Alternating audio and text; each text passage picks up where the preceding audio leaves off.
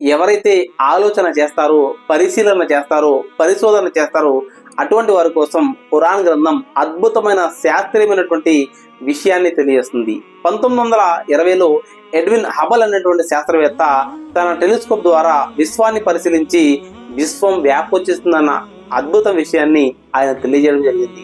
మరి Edwin herbal 1920లో విశ్వం వ్యాపించేస్తుందన్న విషయాన్ని ఆయన తెలియజేస్తే 7వ శతాబ్దంలోనే సృష్టికర్తన దైవం తన ప్రవక్తపై అవతరింపజేసిన గ్రంథంలో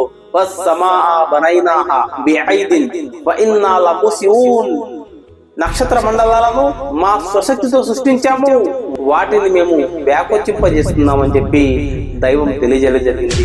అల్లాహ్ అక్బర్. దైవం చాలా గొప్పవాడు.